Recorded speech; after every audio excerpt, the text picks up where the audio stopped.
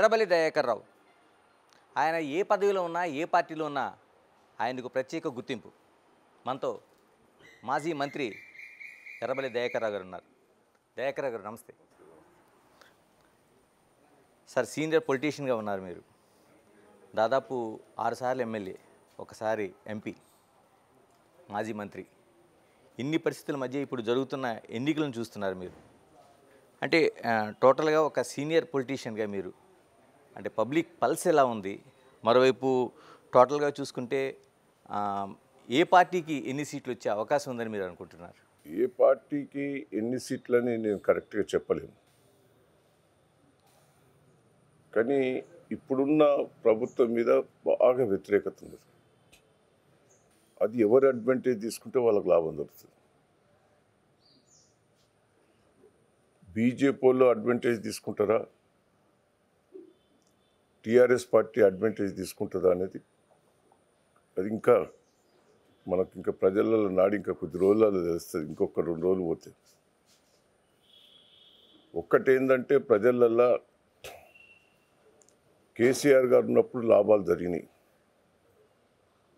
ఆయన 10 ఏళ్లలో అద్భుతంగా చేశాడు. గత కాంగ్రెస్ ప్రభుత్వంలో నీళ్లు లేకపోయేది, కరెంటు లేకపోయేది, తాగేందుకు నీళ్ళు లేకపోయేది, పెన్షన్ సరిగ్గా రాకపోయేది, ఇబ్బందులు పడ్డం, రోడ్లు లేక, గ్రామ పంచాయతీ లేక ఇబ్బంది పడ్డం అనేది ప్రజల్లో పూట ఉన్నది. అది టీఆర్ఎస్ పార్టీకి అడ్వాంటేజ్ కావచ్చు అనేది నాకున్న రాజకీయ అనుభవం మీద నేను చెప్పగలుగుతున్నాను. రెండవది, దాన్ని వాడుకుంటే వీళ్ళ ఫెయిల్యూర్స్ కూడా చాలా అక్కడికి వస్తున్నాయి. రేవంత్ రెడ్డి గారు చాలా మాయమాటలు చెప్పారు, ప్రజలు నమ్మిండ్రు, ఓట్లేసిండ్రు. డిసెంబర్ 9 వరకు చేస్తానని ఒక్కటి కూడా చేయకపోయేవారికే బాగా వ్యతిరేకత ఉన్నది కాంగ్రెస్ మీద. అదే టీఆర్ఎస్కి అడ్వాంటేజ్ కావచ్చు అనేది నాకు ఉన్న విశ్లేషణ.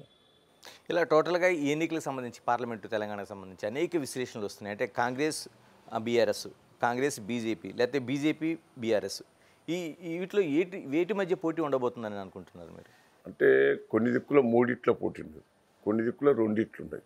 అంటే ప్రాంతాలను బట్టి ఉంటుంది. ఒకటి బీజేపీ సెంటిమెంట్ మీద కొడదామని చూస్తుంది. జై శ్రీరామ్ అని హిందూ మతాన్ని రెచ్చగొట్టేందుకు వాళ్ళకి కేంద్రం కూడా ఏం చేసింది లేదు. ఫెయిల్యూర్ కేంద్రం. నాకున్న రాజకీయ అనుభవంతో చెప్తున్నా, తెలంగాణకి ఏం చేయలే, ప్రజలకు కూడా ఏం చేయలే. ఒక్కటే సెంటిమెంట్ మీద రెచ్చగొట్టి బీజేపీ 2 సార్లు పవర్ వచ్చింది, 3వసారి ప్రయత్నం చేస్తాను. సార్, వరంగల్కి సంబంధించి ప్రత్యేకంగా పొలిటికల్ సీన్ ఎలా ఉంది? ఇక్కడ ఎవరు గెలుపుకోవడం వల్ల ఎవరికి వచ్చే అవకాశం ఉంటుంది?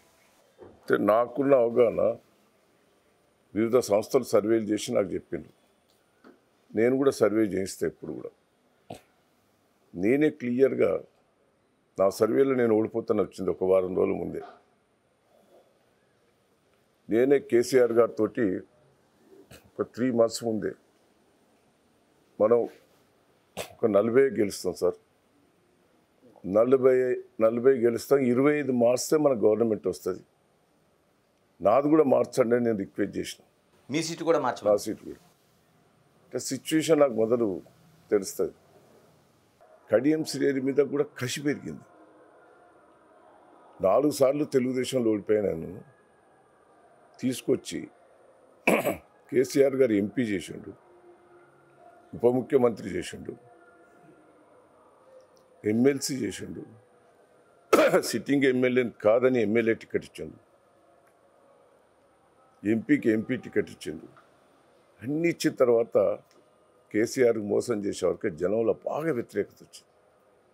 జనంలో కసి కూడా పెరుగుతుంది. ఎందుకు సార్ మీరు అన్నట్టు నిజంగానే ఆయన తీసుకొచ్చి ఒక అన్ని పదవులు ఇచ్చింది బీఆర్ఎస్, ఎందుకు ఆ మార్పు జరగాల్సి వచ్చింది కడియం శ్రీ గారికి?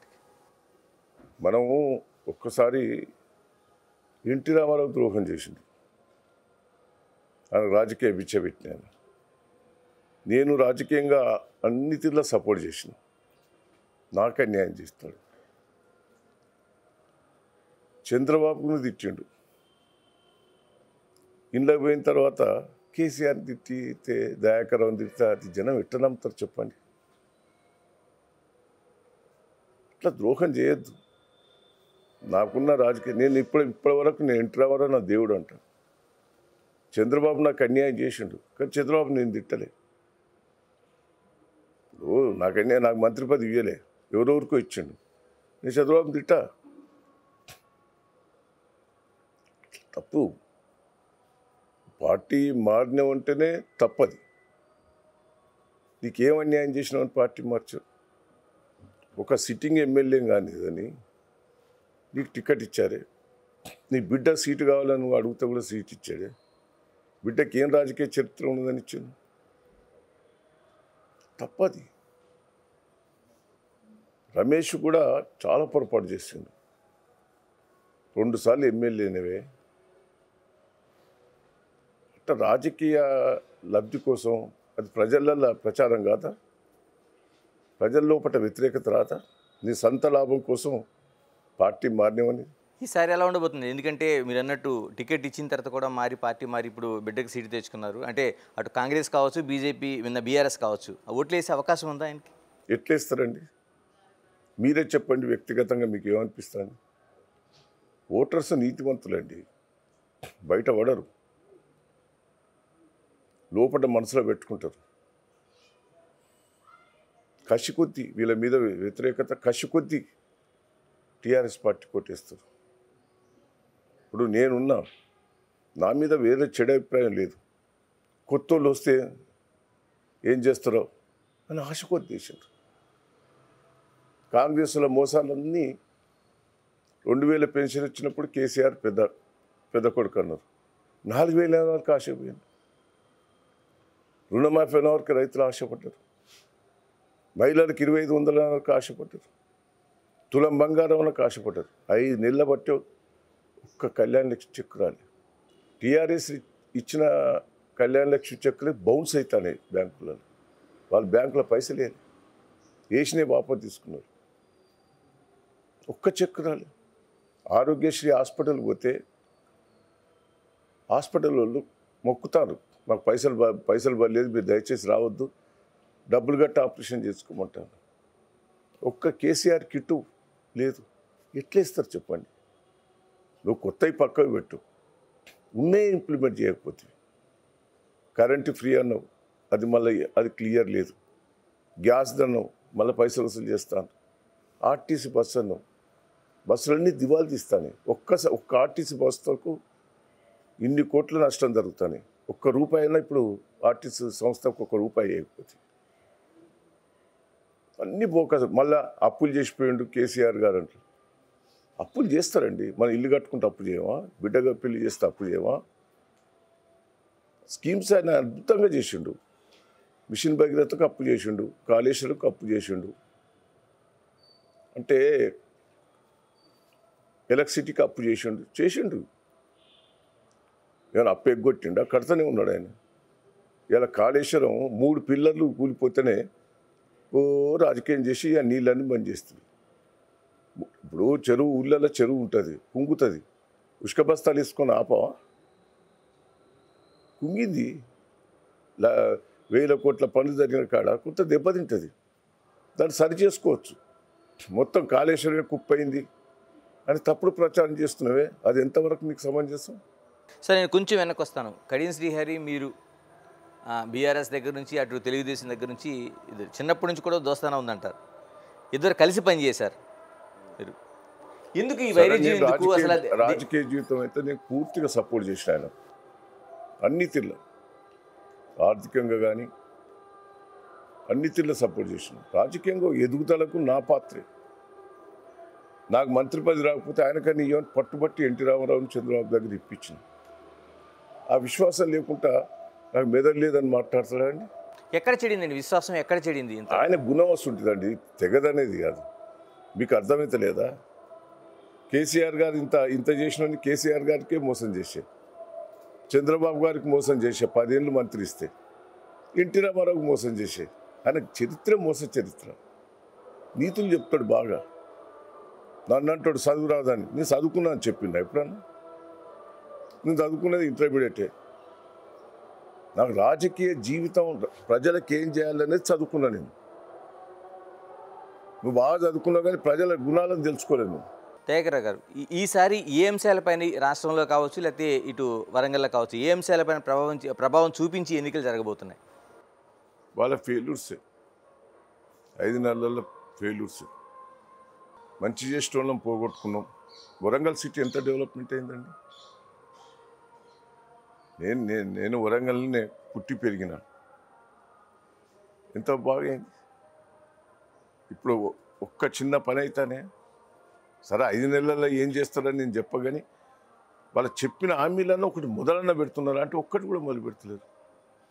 అంత పెద్ద ఎంజిఎం హాస్పిటల్ కట్టించిన దాని పైన ఆపిండ్రు. కేసీఆర్ గారు మంజూరు చేసినవన్నీ మొత్తం ఆఫ్ చేసిండ్రు. సార్ నేను సూటిగా అడగదలుచుకున్నాను.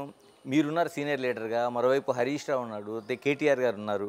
ఇంతమంది ఉండగా ఈ మధ్యనే సర్జరీ చేయించుకొని ఇంట్లో ఉన్న ఆయన్ని కేసీఆర్ గారు ఇప్పుడు బయటకు వచ్చి తిరిగితే తప్ప జనం విశ్వసించే పరిస్థితి లేదు, కనిపించడం లేదా? ఎందుకని ఆయన శాత కాకుండా తిరుగుతాడు ఎప్పుడైనా.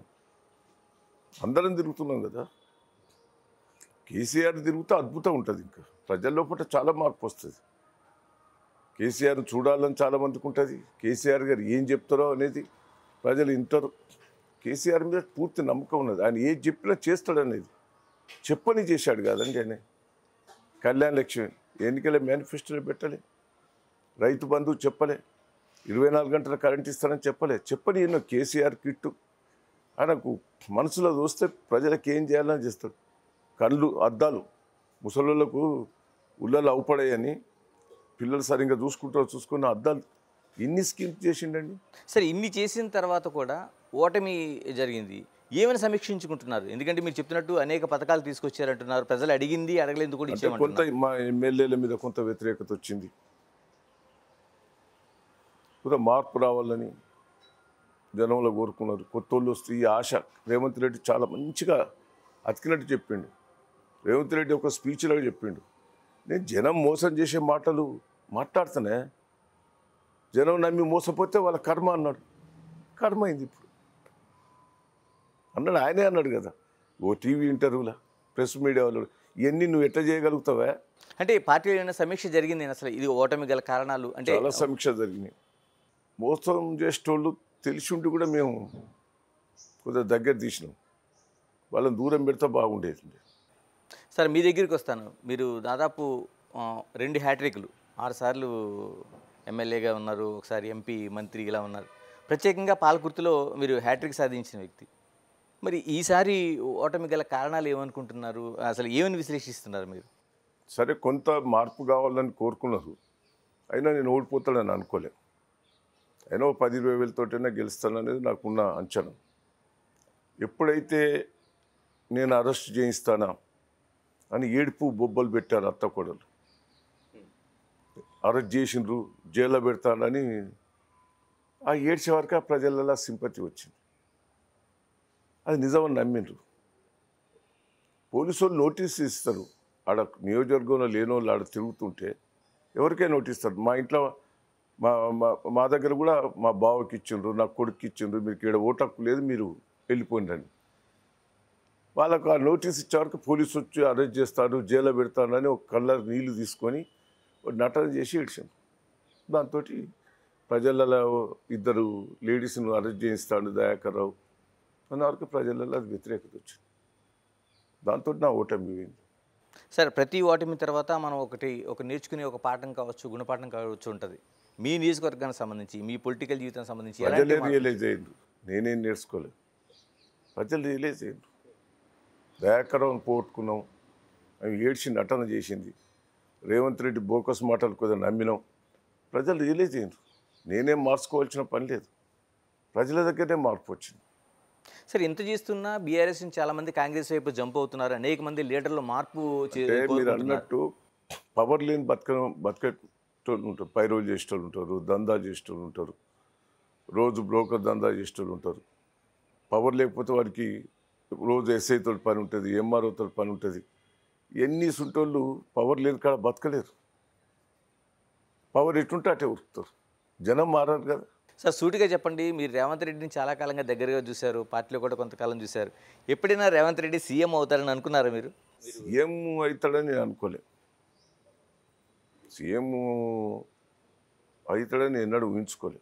ఇలాగ యశస్విని రెడ్డి పాలకుర్తిలో మీ పైన విజయం సాధించున్నారు. ఎలా ఉంది, మీరు చూస్తున్నారు కదా, ఎలా ఉంది పరిపాలన, ఏం వాళ్ళు చేస్తున్నారు? కొత్త వాళ్ళకి నేను వాళ్ళని ఏమంటా చెప్పండి. వాళ్ళు కొత్త, రాజకీయమే కొత్త. వాళ్ళ గురించి నేను మాట్లాడదలుచుకోలేదు. ఇలాగ మరోవైపు ఝాన్సీ రెడ్డి పైన సూడో ఎమ్మెల్యేగా ఉంటుందనేది ఒక ప్రధాన విమర్శ మీరే చేస్తున్నారు. ఎలా ఉంది అసలు Jhansi Reddy?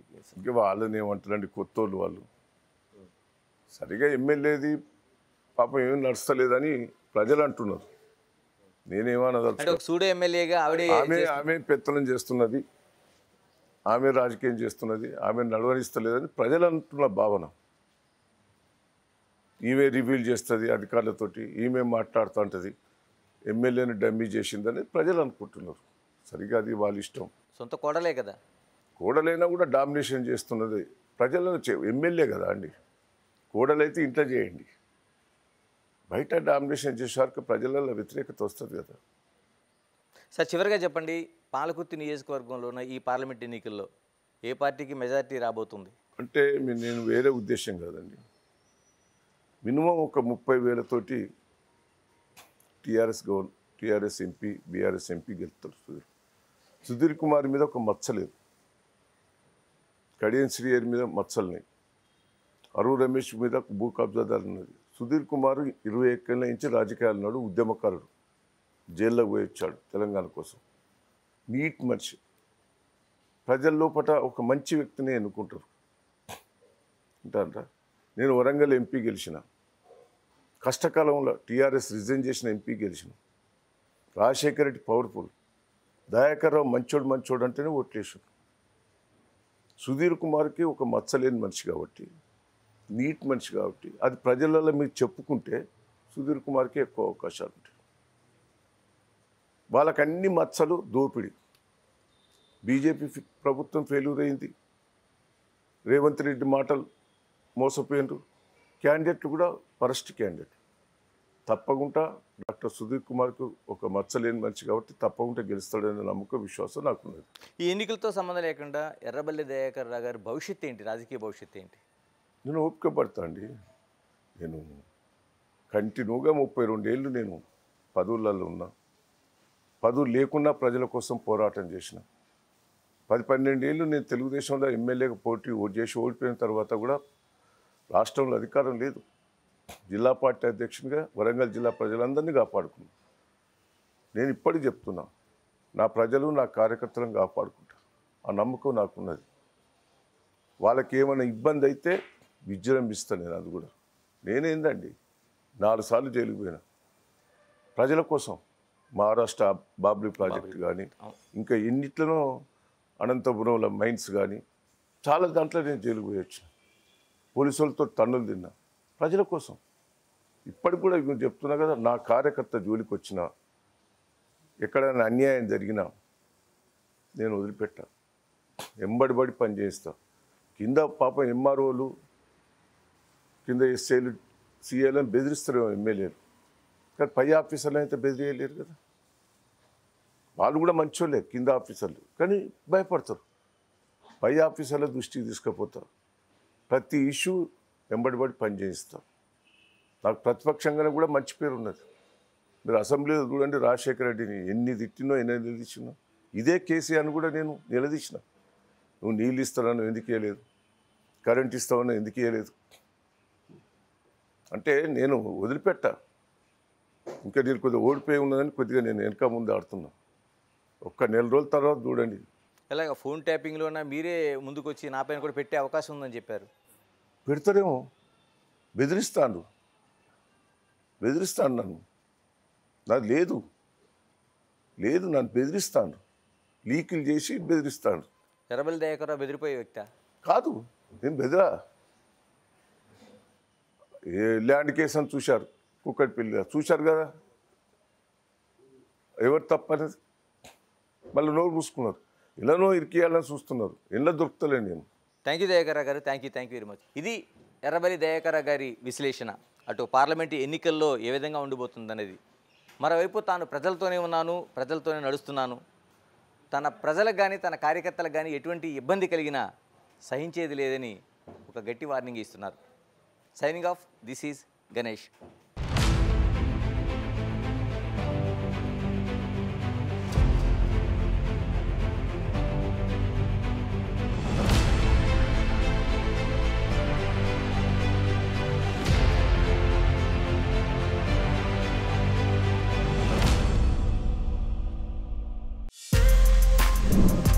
For more videos like this, subscribe Big TV channel.